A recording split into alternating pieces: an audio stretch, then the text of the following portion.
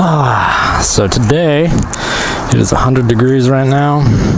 Heat index says it's 102, which means I need to do the best I can to not overheat the DR, which that's hard considering I have like 5 stops on the way home, 5 stoplights on the way home,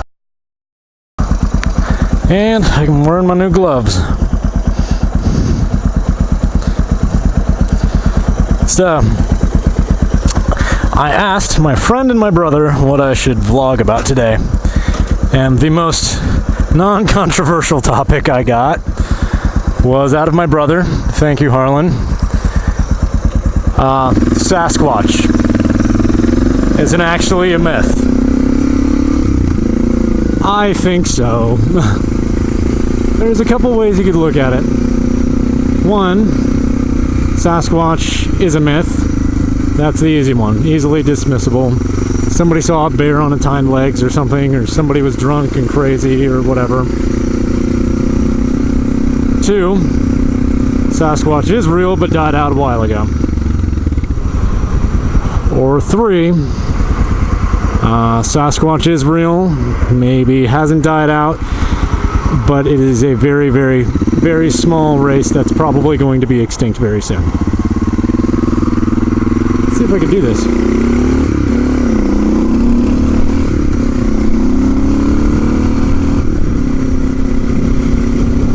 That's not that bad.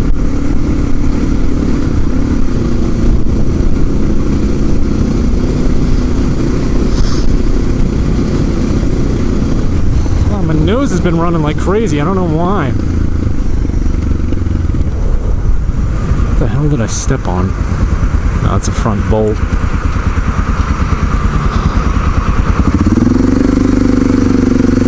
Thanks, man. So, thank you, Harlan.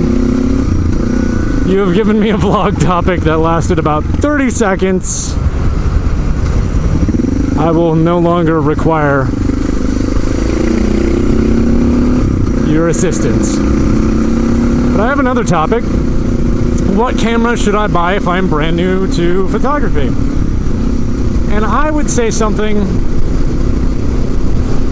that is very, very simple, that no one I really talk to ever gets right off the bat. And I understand because you're new to this and you don't know what the hell you're doing. Like, I hear all the time, people are like, oh, I want a full frame. Full frame's the only way to shoot. Full frame, full frame.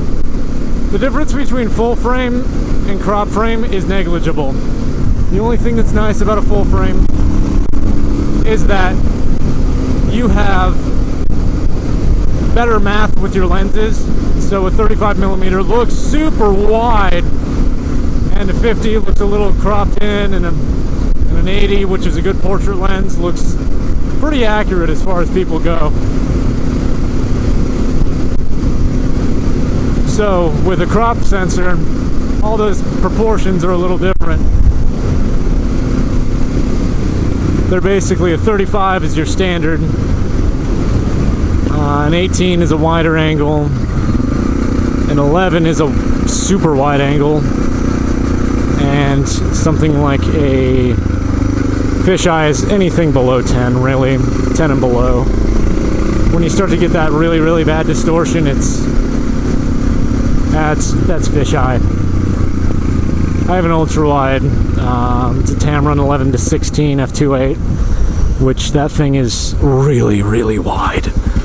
But I'm getting into too technical of things for people that are just new to this or just starting.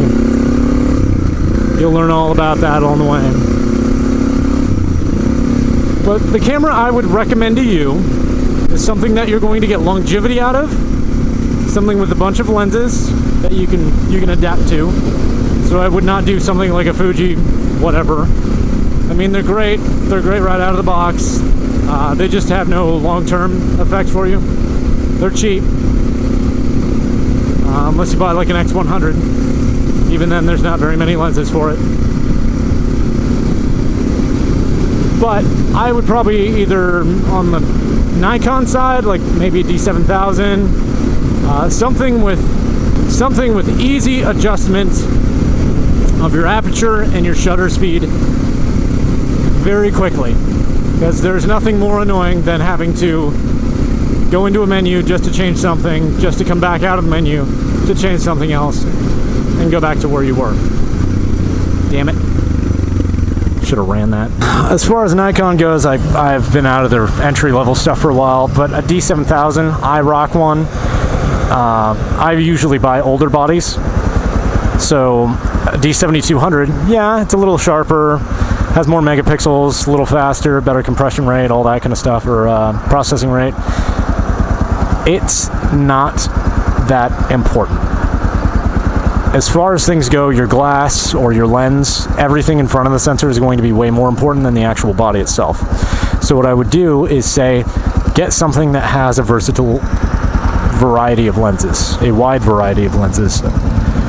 So you want something where you can get a lens that's 11 millimeters and a lens that's 600 millimeters, depending on what you're doing and what you wind up doing. If you're going to shoot things like birds out in the middle of nowhere and all that kind of stuff, Sigma sells a telephoto macro that's a 70 to 300. It's a telephoto macro, or it's a macro after I think like 200 millimeters or something like that, which is great because you can be super close and still capture something if you need.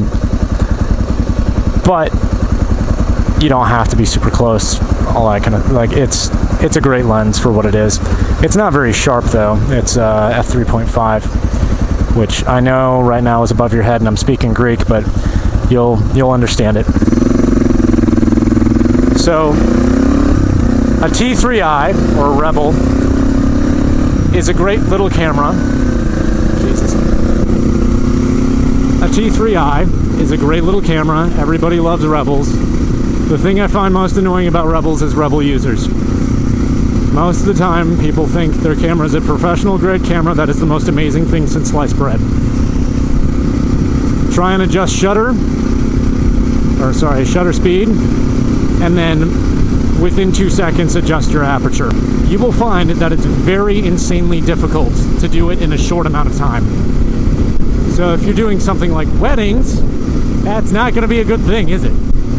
When you have to be like on the go, on the fly, really know your ratios really well and all your settings, and be able to manipulate that pretty quickly.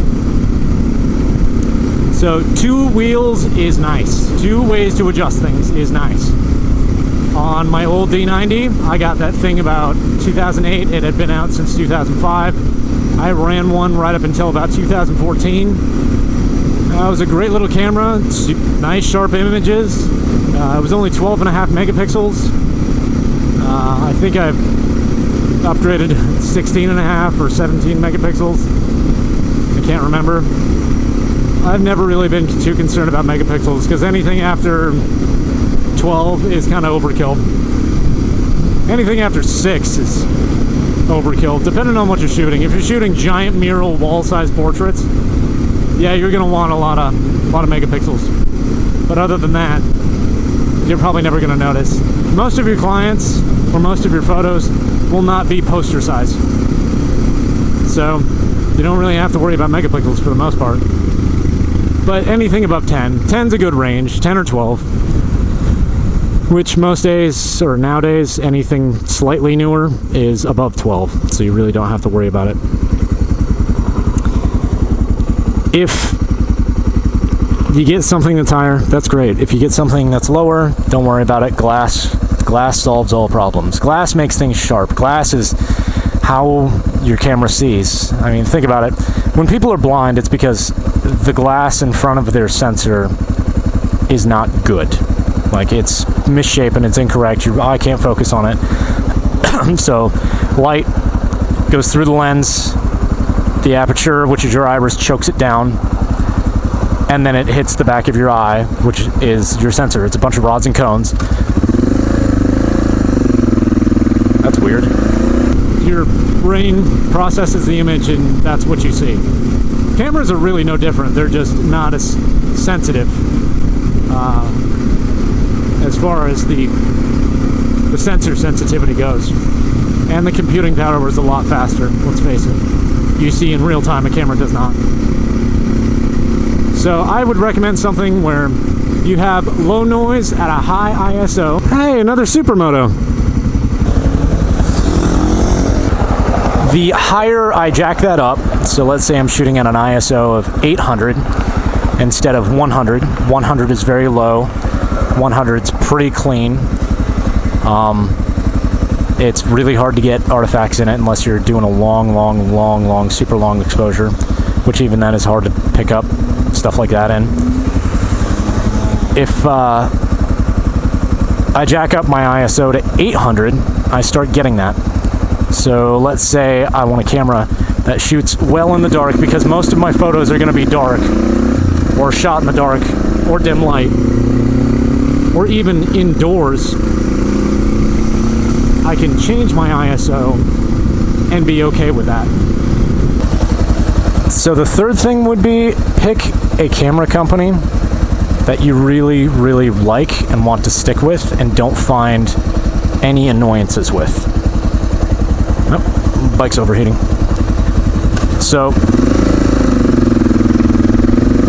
as far as that goes, I like Sony. I like Nikon. I'm not a Canon fan, but they're not bad cameras at all. I don't like Rebels that much. They're a great little camera for mom to just pull out of the box and take pictures of her kids. They're great. And if that's what you're doing, any camera will be fine. If you're shooting auto or awesome, what I like to call it, set your setting to awesome. Just go nuts. Anything's gonna work. Anything whatsoever, anything. I would go out, have fun, look at cameras, all that kind of stuff. If you have any questions or anything, feel free, comments below. As you know, I'll try and get back to them as fast as I can. And like I said, it's not hard to pick out a camera. There is no best camera. The best camera you have, unfortunately, is the one you're carrying, which for most people is a cell phone camera. I wouldn't do mirrorless though. Mirrorless is just weird, and you have to do all sorts of crazy things with mirrorless. Other than that, that's pretty much all the information I got for you. If I missed anything, let me know. If you have any questions, like I said, let me know, comments below. See ya.